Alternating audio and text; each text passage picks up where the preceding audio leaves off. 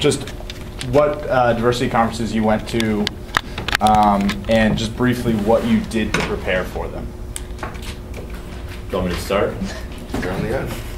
Just so, in case anyone doesn't know who I am, my name's Martin. I went to Nishimba, and clearly I am Hispanic, so that should answer one of your questions. I did do quite a bit to prepare. One of the fallacies is that there's going to be like a lower level of competition when you go there, or it's just kind of an easy way to get a quick win, to get an offer. Absolutely not true. The interview process is exactly the same as it would be on campus. So, I mean, I did a lot of mock interviews. I went through the guidebook, reached out to every second year that I could to sit down with them one-on-one to, go through my pitch, my PARs, anything like that. I mean, that's the resource of the second years. That's the big benefit of having us all here. So start there and then just continue to practice. Hello, I'm Richard Battle Baxter. I went to Reaching Out, which is the LGBT diversity conference. This year is the end of October. What I did to prepare was not much. And the reason for that is because I had gone to a lot of corporate briefings here on campus. So I had seen a lot of the companies who I knew were going to be at Reaching Out. And when we get into the logistics and the dynamics of the conferences, you'll understand why there wasn't much preparation needed. Hello, I'm Charlie. Like Richard, I also went to Reaching Out last year. In terms of preparing for the conference, the things that I concentrated most heavily on were making sure I got interviews, because I figured that's the hardest part, and I can't be successful if I don't even have an interview. So I worked mostly on my 30-second pitch of walk me through your resume, because you'll get asked that a lot. And then also why I was at that conference and what I was hoping to get out of it. A lot of the chit-chat you have with recruiters, that's one of the first questions they'll ask is, why are you here? What are you trying to get out of this? And then the third thing that I did to prepare was I tried to find connections with people ahead of time, because one of the things that you can do if you are going to go to a conference is already get on the interview schedule before the conference even starts. So I did a little bit of networking using the second years to say, who do you think I should reach out to? I'm really interested in probably 3 companies max that I know are going to be there. Who should I reach out to? And so I was able to get on interview schedule before the conference even started. So my name is Sasha. I agree with what they've said. However, I didn't get a chance to do that. I went to the Asian MBA conference last year. It was really early. It was, I think, like September 5th or 6th. And I will say definitely reach out to second years beforehand, because one of the companies that I went to, they asked me if I had met one of the second years. And I had not, because I just did not have the time because it was that early. So they know exactly, when you tell them what school you're from, they know who they had over the summer from that school. So definitely make sure you do that there. Just add that at this point, because the conferences you're going to after this, you would have had enough time by now. Mm-hmm. So if you say no, it's not like the Asian MBA. Yeah. You've been here plenty long enough, and we all have. If you would have been interested, you probably should have reached out. And the list of what companies are going is posted, so you should have an idea of okay, my dream 3 from that conference is these, and do the work ahead of time. Great, thanks guys. Okay, so can you sort of, as briefly as possible, sort of break down what the scene is like? What did you experience when you got there? What is it like when all the company booths are set up, and how is it how is it arranged sort of as you get into line and sort of start the interview process, and then follow that through to the final interview? Do you want to start this up? All right, I can start. So the way it worked for me, one of the companies I went to, which was General Mills, there was a line, everyone lined up there, and when you got to the head of the line, someone asked you for your resume, had a quick chat with you, and right then, which is I think pretty much where your 30-second pitch really matters, right then you either saw them leave the booth having left their resumes with the recruiter, or the recruiter will tell you, can you hang on for a minute? which is what happened with me. I stayed to the side. Someone else from the senior recruiting team then came and then had a 20-minute chat with me at the back of the booth while 10 other people were standing in line, like staring at you. I'm hoping could not hear the conversation, but it is a little awkward when you're trying to make eye contact with your recruiter and you know there are tons of people like looking at you.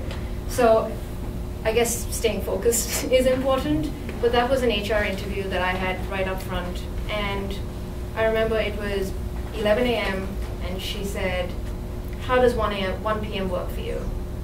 And I said, for what? She was like, for an interview. So that's how quickly it happened. And that interview is a little more private. It's in a separate booth. It's on a different floor. That's how it worked with the Asian MBA. And that was a 30-minute interview that I had. So I had a similar experience. You're in a big room, you line up, you talk to people. The only thing I would add is, you have to be focused about what companies you want to talk to, because they start filling up slots. And you might stop by a booth at the end of the day and they'd say, we love you, we think you're great, we would have totally put you on the interview list, but we're already full. So being targeted with who you talk to first right at the start of the day is important. So, and we were at the same conference, but the way it worked for, at least for me, so I was recruiting for tech marketing. So I remember I'd reached out to a couple companies beforehand, and was corresponding with the rep who was part of that company. But then once I got things reaching out, and let me backtrack. If you're not gay, I'll just be kidding. If you're not gay, you can still go. We actually, Cornell, Johnson had the most allies there last year. Charlie was one, and he was actually there the previous year too, where we met before Johnson. Anyway, reaching out is it's a very social, I guess, conference. So yeah, you do have the career fair during the day on, I don't remember, Friday or Saturday, but the way that you make the contacts and you correspond with people, you're having lunch with them, you're sitting at different tables with them throughout the breakfast, lunch, and dinner. You're going out afterwards with them. So it's a very social atmosphere. I would say the ratio is probably like 1-to-1, like recruiters or people from companies to students. But I remember the one time I was at the career fair and I walked around the corner and I saw Apple was there, and that was my top choice at that point in time. And I literally I was just so dumbfounded. And I went up, of course, I gave them my resume, and I had literally an on-site interview with them. And then she's like, okay, go talk to this person. So it was literally that quick. And I was prepared, thankfully, but it happens quickly. And so you have to be prepared for that, and you have to just know, you gotta know what you want to get out of it. And it's gonna happen quickly. Sometimes it'll happen slow, sometimes they'll be like, okay, how about tomorrow, what time? But if she's like, okay, go to the next person. Oh, God. So just be prepared. I won't repeat anything that anyone said. The only differences would be for Nishimba, it was probably like 50-to-1 students versus recruiters. There was a lot of people, it was very loud, pretty hectic. Again, one thing I will repeat is prioritize. So I went to General Mills probably like 9 o'clock, right when it opened, and they only had like 2 or 3 slots left at that point because most had been filled ahead of time. That's not to deter you by any means, but just know who you want to go to first.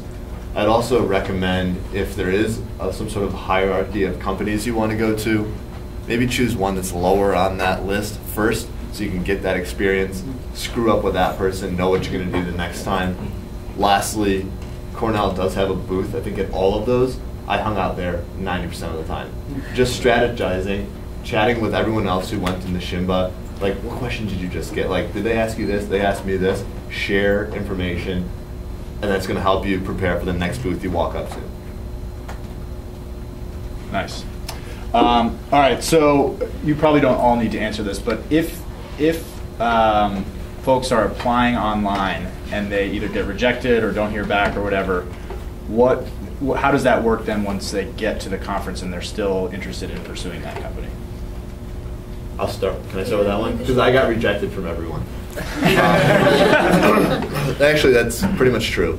I did get one screening interview ahead of time with Kraft, and then got an interview at the conference. However, I applied to General Mills, got a nice email saying thanks, but no thanks. Nestle, same deal. Go to the conference and pretend like that never happened, because they don't have a list sitting there of who applied, who didn't. It's literally just them to try to be as, I guess, effective or efficient when they go to that conference to get the best talent. But it's very hard to tell who's the best looking at a sheet of paper. You walk up there, wow them, like that's what I did, hopefully with General Mills. They're probably regretting it now. But I mean, it doesn't matter. Go there, be focused, be prepared. Whatever happens before, forget it. And just to be clear, so Martin got rejected by email, went and interviewed with them there, got an offer there, went there for his internship, got a full-time offer. He could have quit as soon as he got that email. So yeah, and also, I also got an offer from Kraft. But and then the nice thing too is those companies. My head is slowly swelling. And the people you meet there, though, you can reach out to them again second year, and they'll reach out to you. So people that I met there, I didn't even interview with, just because they have me on a list or whatever it may be, have sent me emails like, "Hey, like, are you recruiting for second year?" Martin, can I ask a follow-up to that? Would you recommend not applying early and just showing up, or do you think both is necessary? I would do both, because I'm sure a few of these folks probably got interviews ahead of time. This apparently, my resume wasn't flashy enough. I mean, that's just what it came down to, or maybe my cover letter wasn't strong enough at that point.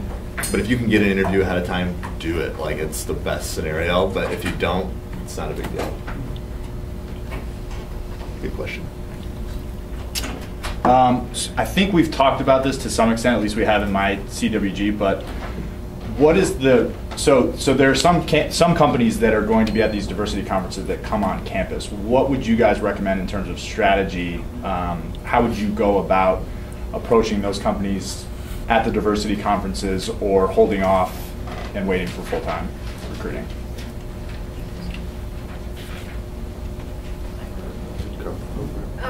So I would say the first thing to get an idea of, are these companies going to be on campus as well?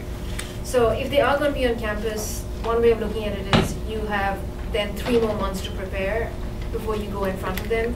One thing to note is that quite often, or more likely than not, if you interview with these companies at the conferences, you probably won't get and it does not work out, you probably won't get a chance to interview with them when they come on campus. That said, if there is a company that is coming on campus that you're very interested in and you're planning to wait for them, remember that if you get any offer at a conference, the deadline will probably end before you can even drop your resume for the companies that come on campus. So then just remember, you will have to make that decision. So you need to definitely strategize in terms of, do you want to take the risk and therefore apply now? Or you don't mind getting your second choice and not even applying to your first choice company because you want to be prepared. I would say that it doesn't always end up as a worst case scenario though. So I interviewed for a company that comes on campus. They said, you're not ready yet, but we know you're really interested. Like, you can interview again on campus during the normal cycle, and I did. One thing to add to that just really quickly is know that your strategy may change when you get there too. Just based on the way that the conference works, you could get an offer that day. If it does, things change, because if you would have planned it correctly to say, I'm only going to interview with companies that I would accept before on campus, and then you get an offer that day, well then now you need to think about, am I going to go wait in line for P&G right now? So just know that could happen. Okay. Oh, just had something to add based on sort of how you determine whether you interview on campus or at the conference. I've heard from a lot of recruiters that they have different quotas and different slots for the conferences and on campus. So if a recruiter has 5 slots offers to make from a diversity conference and only 3 slots when they come here to campus, you may be, and it doesn't count against Cornell if you get an offer at a conference. So if you have like a number 1 or 2 company that you really want to work for and they put you in a slot, prepare and interview with them at the conference if they give you the opportunity, because you never know what your luck is going to be like when they come on campus. Now, as a follow-up to that, there are some companies that if you interview at the diversity conference, they will not let you interview on campus. Do you guys know? P&G is one of them, right? Yeah, P&G. Are there any others? I think SCJ. Well, no, SCJ I think will, right? SCJ will. Oh, they will. Yeah, Johnson & Johnson. yeah. You can just ask them. I don't know. I don't know about Colgate. You can be upfront and say, I really am really interested in this company. I really want to work there. I want to make sure I put my best foot forward. What would you suggest? Would I have an opportunity to interview again? And keep in mind too, whether it's 5 slots or 3, at least last year for CPG, we probably had maybe like 20 people at most apply for those positions across multiple companies, whereas there could be 1,500 people. So the odd, she's absolutely correct. If you're really interested, the odds are kind of in your favor with more slots, but there's also a lot more people. And I think one other follow-up too is that don't underestimate the competition, because there are other schools that the bulk of their offers come through like diversity recruiting conferences, and there are schools that send a huge number of people to conferences. So they do a lot of the work ahead of time, so just make sure you're prepared with your pitch and your resume and your parse. And if you guys, if you don't, know how to handle a situation or anything, use the Johnson home base. Make sure you go back, talk to others. Cynthia will be there, right? She's at most of them. Or Cleary. Yeah, or Tom Cleary. So use your resources if you have questions. If you're not sure how to approach a particular situation, don't just jump in if you're not sure how to handle it. Okay, so we've gotten some of these, but I wanted to get one or two things. So everybody's real pressed for time. What are the one or two things that those who are going to diversity conferences should focus on to be successful at diversity conferences? Obviously, they'd like to do everything, but what are the one or two things that will help make them most successful? I mean, obviously the 30-second pitch, because from the sounds of it, like you stand in line and they make a decision just by that 30-second conversation you have. It might not work the same for all companies, but that is step one, so just make sure. It doesn't mean you're spending all your time on it, but just make sure you at least have that down, because like, while they're listening to you, at the same time they've got your resume in their hands, so like they're half paying attention to you, half trying to listen to your resume or read your resume. So like make sure you have that down. To that. I have something to add, but I would say, in addition to the 30-second pitch, be genuine, because they're going to hear so many pitches throughout the day. They will be able to know, yeah, this person really is interested in marketing. In addition to that, I would also say the other thing is network with the other people who are at the conferences. Because like Martin said, you're going to intern with them, you're going to meet them next year, you're going to probably work full-time with them. I've made incredibly good friends at these conferences who, yeah, I may not have a contact at a company, but they will. These are all top MBAs, so get to know them and use their network too. So those are the two things that I would not want you guys to forget. Be there to also represent the Johnson brand. So just to add, I think those are all like excellent recommendations. The only thing I would add to that would be in this, so National Blacks next Thursday is most of you will leave. Before that, if there's a company you're interested in, a second year, went there, reach out to that person, because they're going to be able to give you insights that you cannot read online, and give you names of people that you may look out for at the conference. That'd be the first thing, and that's really easy to do. Secondly, just beyond the pitch, I think the second most important question is, why craft?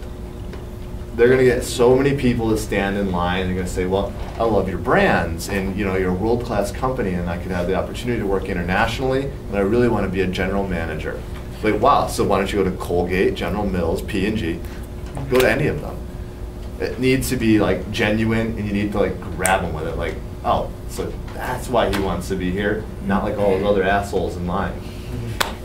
We can bleep that out. I think those are going to be the two questions you get right away. You need to nail them. And if you're a career switcher, they'll probably ask you why marketing as well. And they're all completely open to career switches, but you have to convince them, and you have that amount of time. As for the actual interview, obviously you need to know a lot more than that, but this is where like reaching out to people who might have interviewed at conferences with companies you're interested in helps, because we could probably tell you, I got asked this at the conference, but I did not get asked this at the conference. I only got asked this at my final round. So you would think that there would be a pattern. Like I know that like Martin and I went to 2 different conferences and we got asked very similar questions. It could change this year, but if that's a trend, then it's likely to continue. I would say. Something else I would say for people who want to do tech marketing, the questions that I was asked were marketing questions. Sure, it was Amazon, but I didn't realize initially going through the recruiting process at these conferences that I would be asked, "Oh, walk me through this advertisement."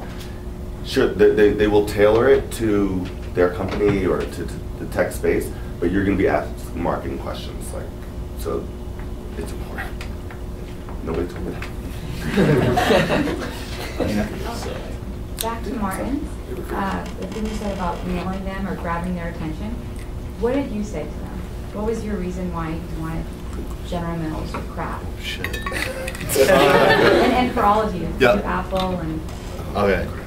So I'll tell you exactly, this is what I said. I said, so before I came to Johnson, we had the opportunity to go to Destination Johnson, which was in April. And at that event, I met Aaron Sebron, who was going to be the intern with General Mills that upcoming year. And he just talked to me a little bit about like the company. And honestly, I didn't even know anything about General Mills. So at that point, I went home and literally set a Google alert for General Mills. I figured I'll read all the press about the company and start to make an educated decision as to whether or not I'd want to spend the first part of my career there. So as I was reading that news, it was General Mills donates X amount of dollars to box stops for education. General Mills does this with their employees. General Mills is a top company for leaders. All of the news was very positive. I could tell it was an organization that was really connected with the community of which it existed in and really cared about its employees. Now, bringing that into my first year starting out at Johnson, I also realized that what I loved about marketing was the general management aspect of that. I wanted to go to a company that would give me that experience of being an entrepreneur, but within a large organization, being able to lead teams, lead brands that are world-renowned. That part's a little generic, but I started out with a part that was very specific as to why General Mills and started talking about specific things. And then pretty much just wrapped it up, and so now that's why I'm here today, hopefully to start out my career within the organization. I don't know. That's not perfect, but I started out the story very specific and very detailed as to how that story, how that journey kind of happened. You can see it. I mean, it's personal. It's not just, it's not talking just about the company. It's talking about his sort of interaction or experience with the company. Anybody else have one of those? I mean, like I said before, I literally walked, turned the corner and saw Apple there, so I was not prepared for them at all. But I did start off with a story. I mean, I've had 7 iPhones. There's only 5. Well, 4. So I could lead in with that. But I also knew, because thankfully we had a second year, Alex Green, who had interned at Apple. So I was attached to him all of first year. So I remember what he said to me. He said, everybody will talk about how they love Apple. And he's like, you have to get past that. I was like, okay, so I'll start off with the story, But I talked about how how I had experienced how they designed things and made things intuitive. And I just went off on a weird tangent. But it worked because they forwarded me to the next person.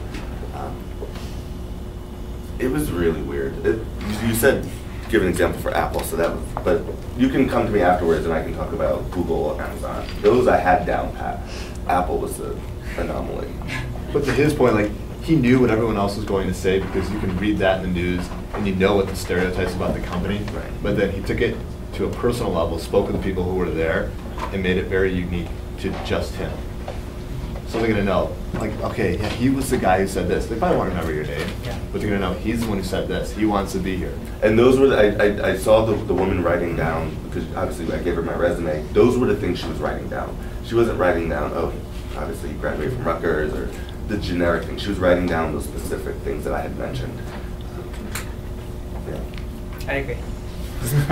You just have to prepare and put a little bit of thought into it, and that'll help distinguish yourself. And if you can have something like pointed and personal to say, like that'll really be your hook, and that'll draw them in. Just to reiterate something that Richard said before, if you're not gay or black or Hispanic or Asian, do not feel bad about going to these. It's completely your right, and you should feel great about it, and a lot of people do it, so don't worry about it. So what were one or two surprising questions that you got? So we've all sort of seen the PAR sheets. You know you're going to get the 30-second pitch. What are some questions that you really didn't expect? Or maybe you thought about them, but they were just really challenging.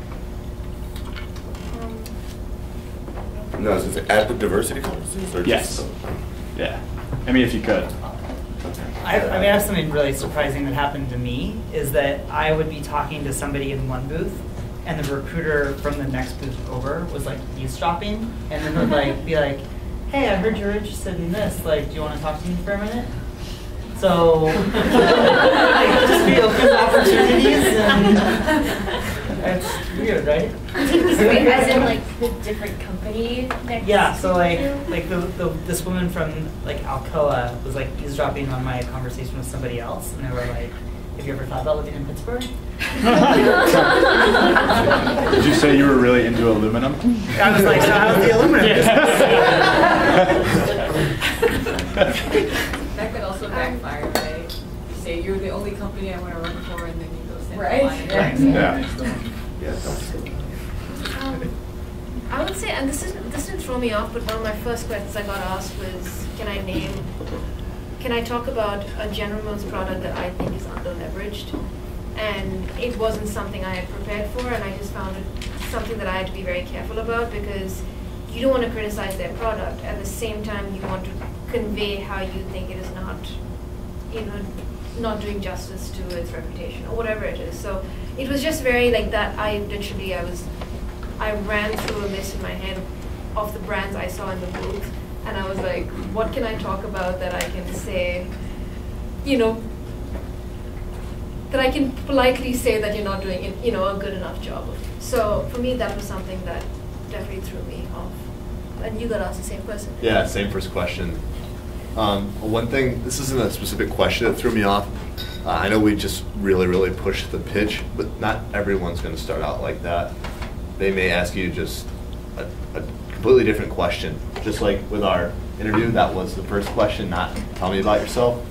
So again, 90% of them will start that way, but don't get such a routine that you can't answer another question if they come up and be like, so why marketing? It's going to be a somewhat easy question. That one necessarily wasn't, but it might not start out with a pitch. So just also, great thing you can do, eavesdrop on the people ahead of you, because they're going to ask similar questions. It's going to be the same person you talk to. It'll probably be the same format. So just listen. Even if you have to walk by a booth and like not get in line right away, hear what they're asking and then go back. I have one more thing to add, and this is really specific. If you get an invitation to interview before you actually go to the conference, if you can look up the person's name and see what their functional role is and do some background on them and then tailor your questions to that, that's like one of the most powerful things you can do. Really stand out and make the interview meaningful. And one thing I would recommend for those of you who are planning on going, get together when you get a chance, whether it's just a half an hour in the atrium, and just sit down and throw questions at each other, because you're probably going to be thrown off by a question. And the more that you can be comfortable thinking on your feet and coming up with something to say, the better off you're going to be. A question I got for Amazon was similar to Sasha's, was tell me something that we could do better, and that's incredibly broad. But a lot of the times, or what I found, was that I was interviewing with, say, a product manager, and this is a real life question or a real life problem that they're trying to solve. So they're doing it partly for intel, but also to interview you. So I wasn't necessarily prepared for that. Thankfully, I could come up with something. But I mean, when Amazon says, "Tell me something that we can do better," you can't talk about the shopping cart. You have to go deeper. So do that research beforehand. Or just talk to me. Okay, so we have 2-3 minutes. Let's do one more. Either how you followed up after the conference, or any last parting words that you have.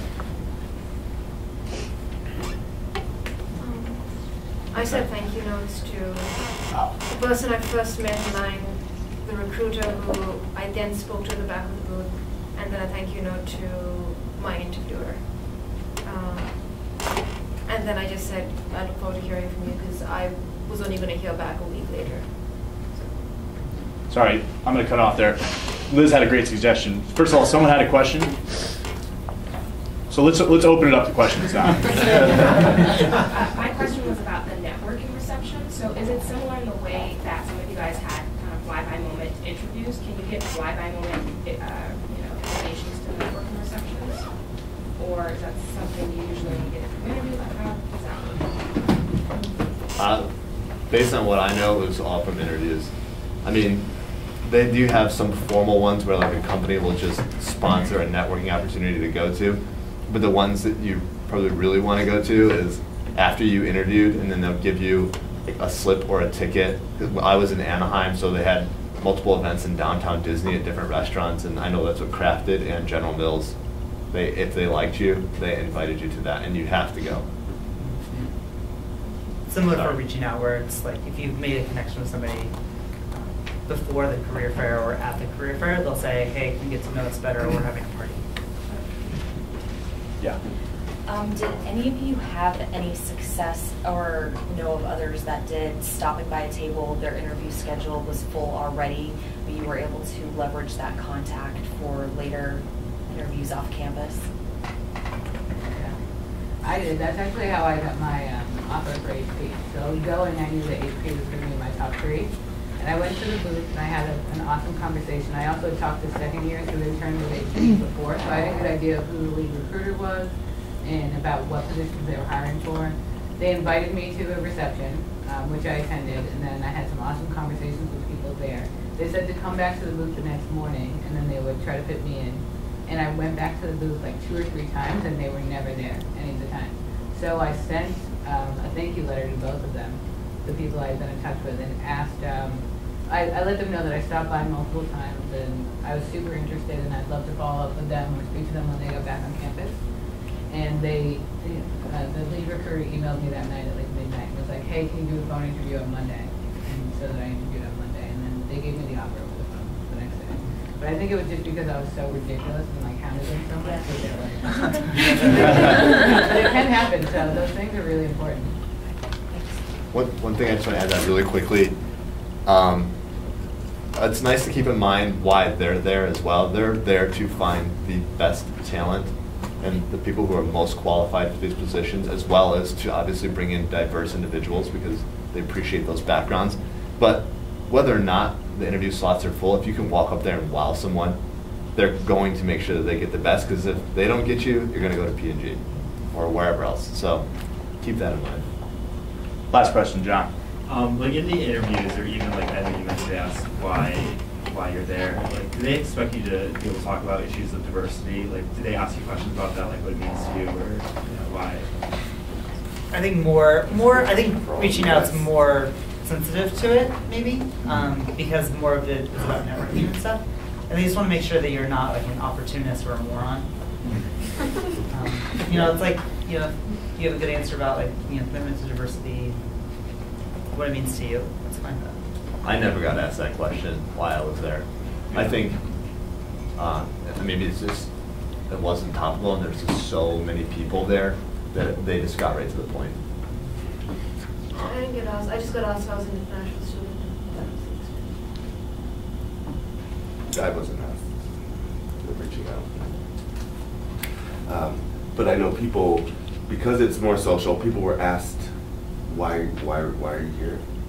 And it wasn't when they went up to the career fair. It was more so maybe in the elevator, at lunch or dinner, or when we go out, or at networking reception.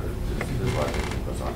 But that's when they were asked those types of questions, because the recruiters have been there as students themselves, so they know reaching out is, I think it's different from, initiating And I got a one. lot, but you can speak to that. I got one diversity question in my interview. Like, obviously, we're here because we're committed to diversity. What does diversity mean to you, or how have you fostered diversity in the workplace? All right, thanks to our panelists.